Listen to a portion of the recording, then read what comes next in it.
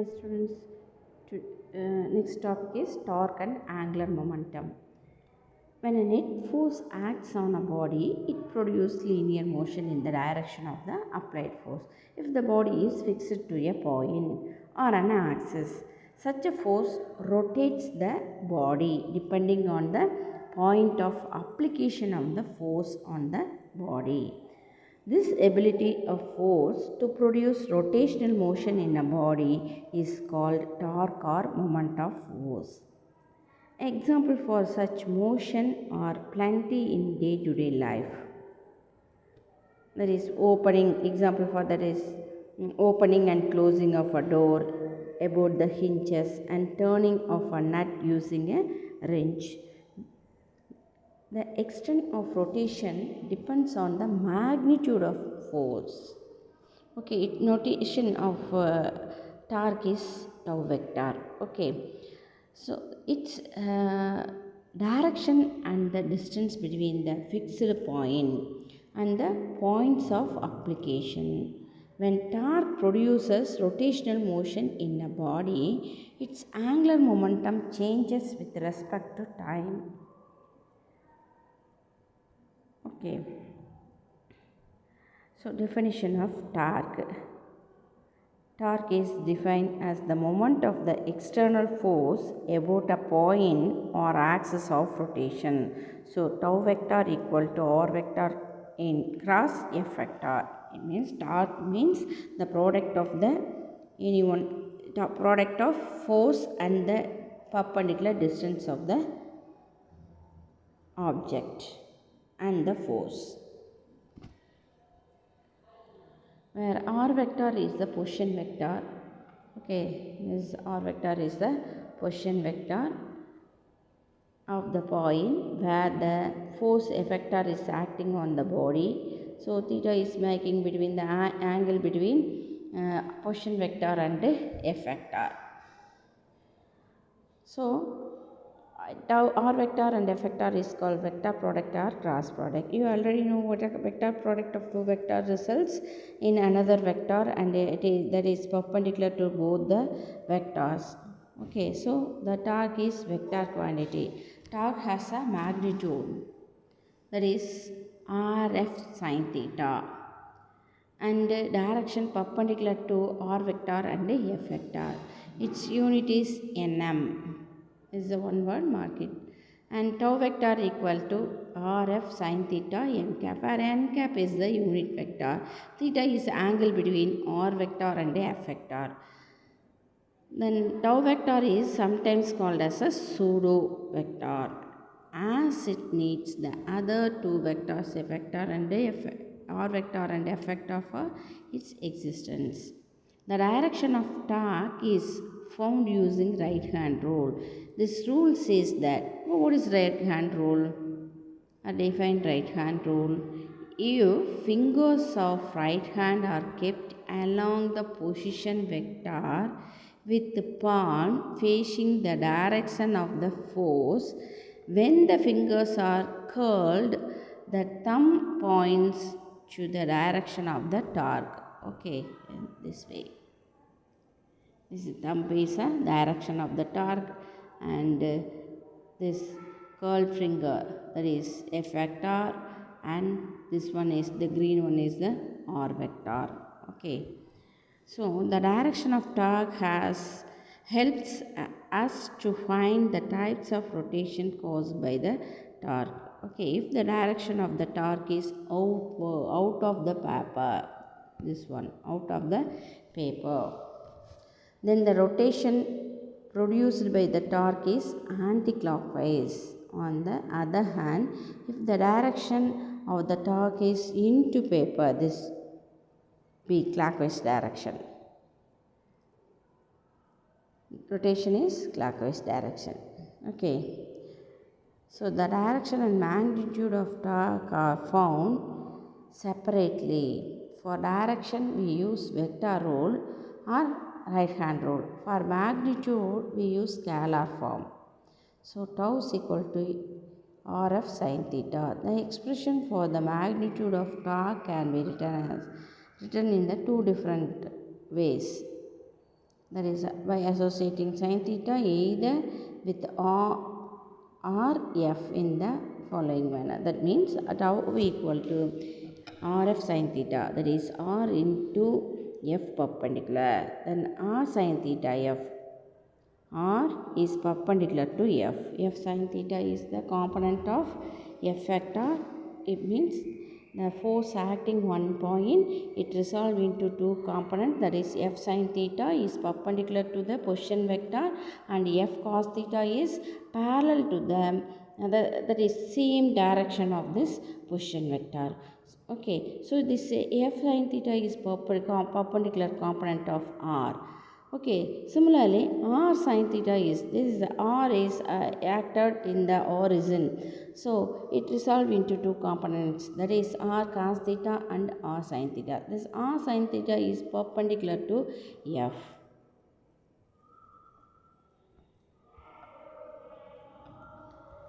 Then based on the angle between r vector and f vector, the torque takes different values. The torque is maximum when r vector and f vector are perpendicular to each other.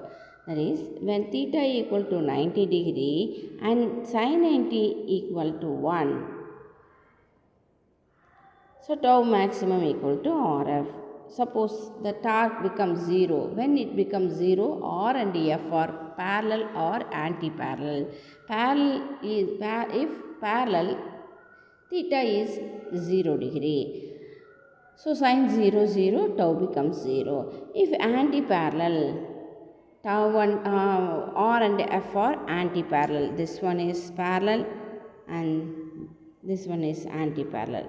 Theta equal to 180 degree, so sin 180 is 90 degree. 180 degree, sin 180 equal to 0. So tau becomes 0. The torque is 0 if the force acts on the reference point, that is r vector equal to 0. When the tau becomes 0, r and f are anti-parallel, are parallel, and the position vector kept on the origin. So r becomes 0, so tau becomes 0.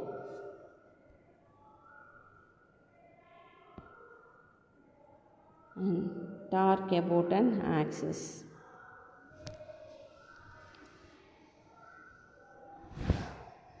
So let us consider a rigid body. This is a rigid body. Okay, large number of particles are present in rigid body. You already know. And then this AB is the axis. Some force act on this rigid body. Then about an axis, it rotates about an axis. The force F act at a point P on the rigid body.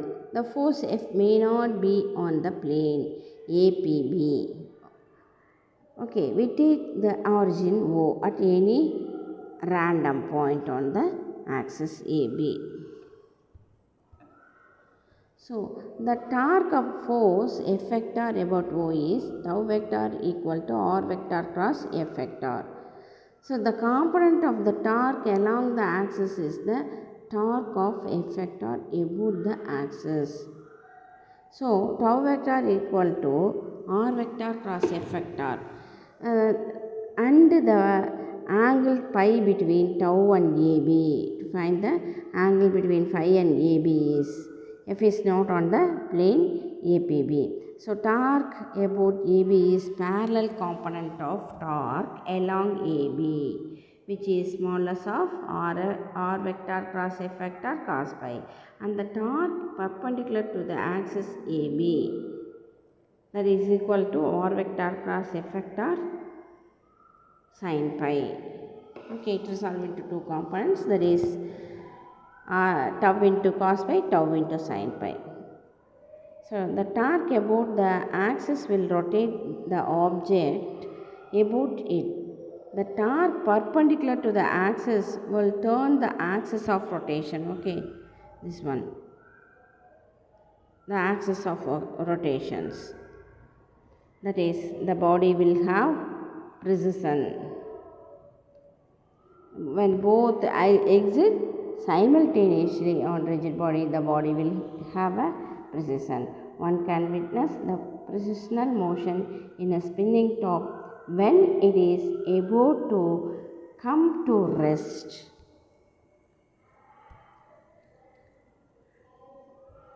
If hence it is assumed that there are constraints to cancel the effect of the perpendicular components of the torques so that the fixed position of the axis is maintained.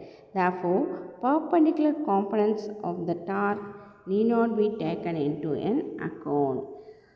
Hereafter, for the calculation of torques on rigid bodies, we will write consider only those forces that lie on the planes perpendicular to the axis and do not intersect the axis.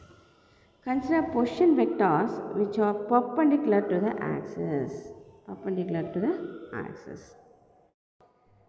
Next topic, torque and angular acceleration. Let us consider a rigid body. Okay. This rigid body rotating about a fixed axis. A point mass m is placed at some point P. It executes a circular motion about an axis, fixed axis. A tangential force F acting on the point mass produces the necessary torque for this rotation. This force effector is perpendicular to the position vector or of the point mass.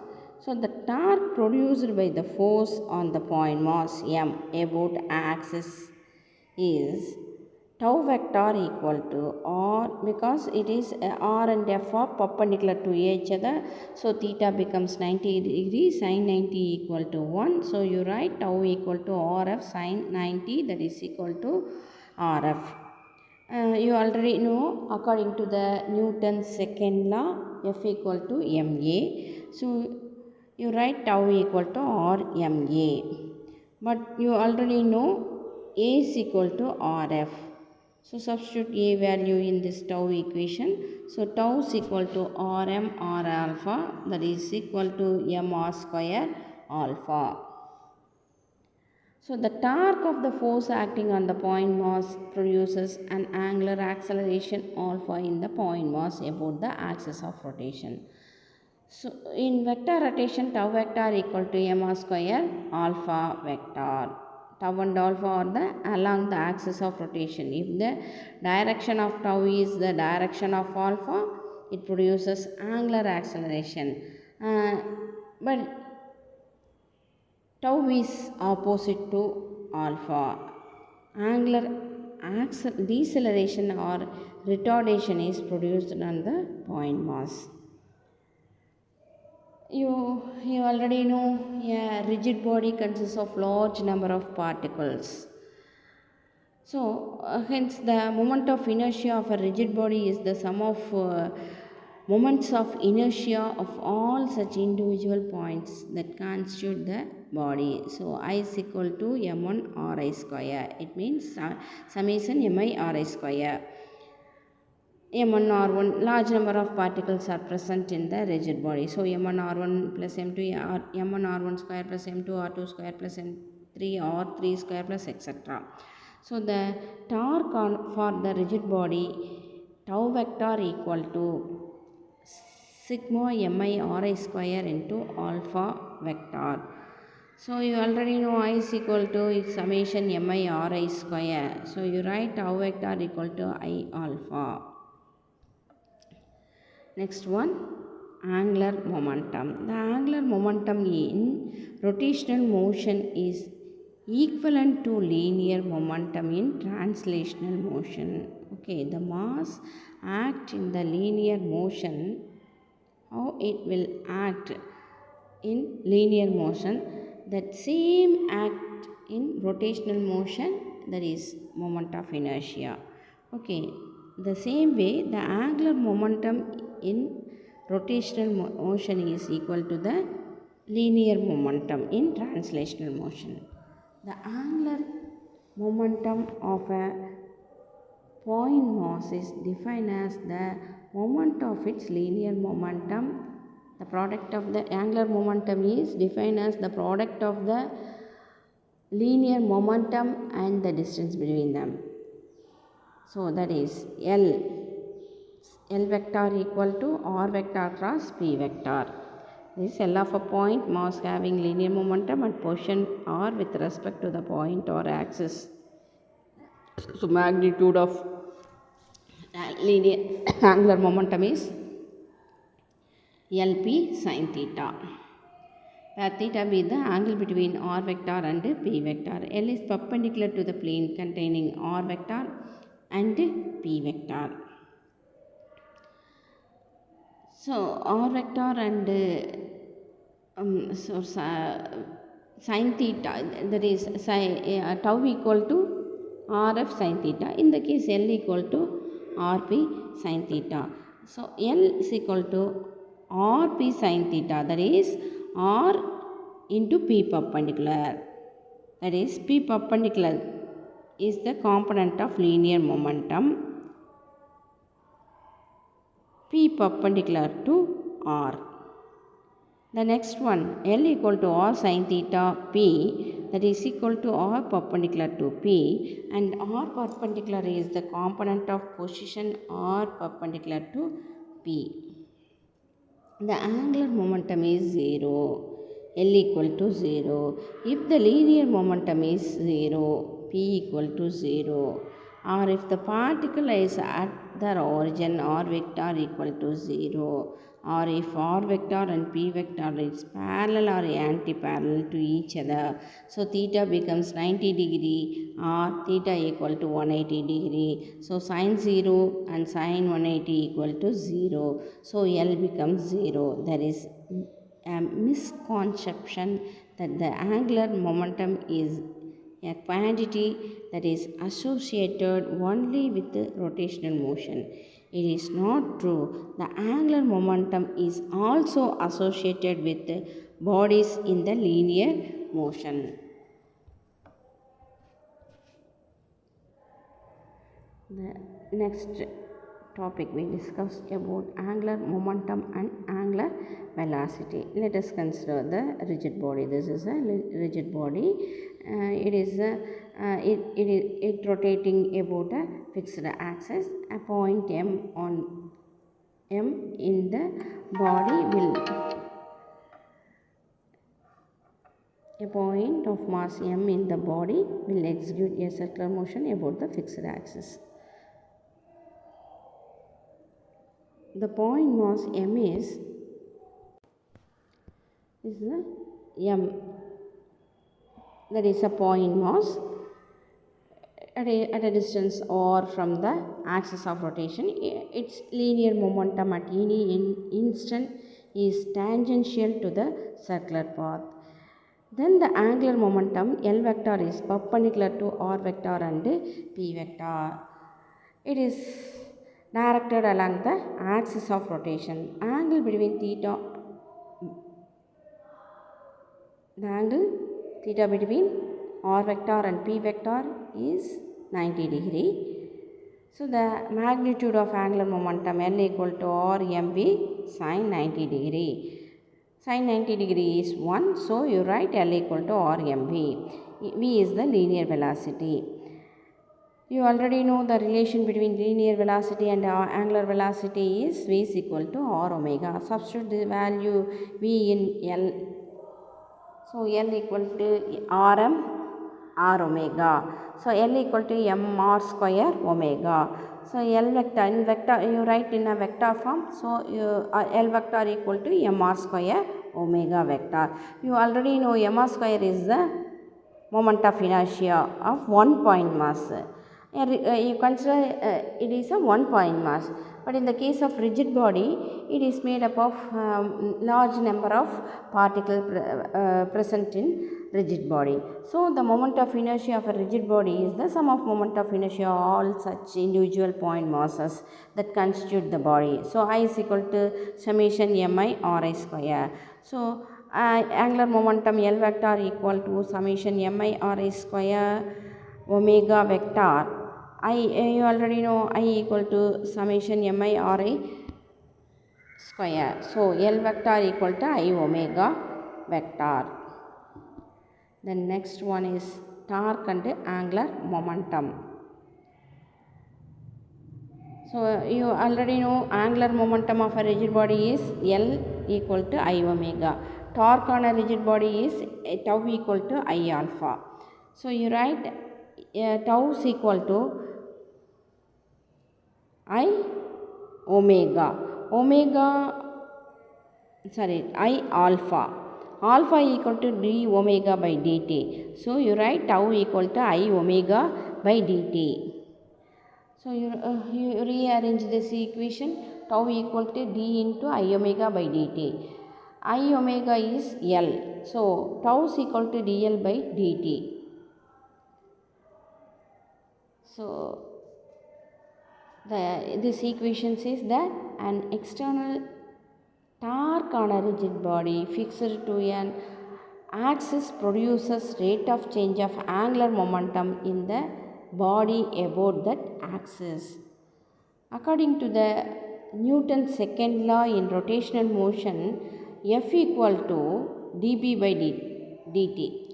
According to the Newton's second law, F equal to dB by dt. It is a translational motions which holds the translation motion. But in the case of rotational motion, tau is equal to dl by dt. Then conservation of angular momentum. So the absence of external torque, the angular momentum of a rigid body or a system of particles is conserved. Tau becomes 0, then dl by dt equal to 0, L equal to constant. So this is a law of conservation of angular momentum. This is a 2 mark question, angular momentum.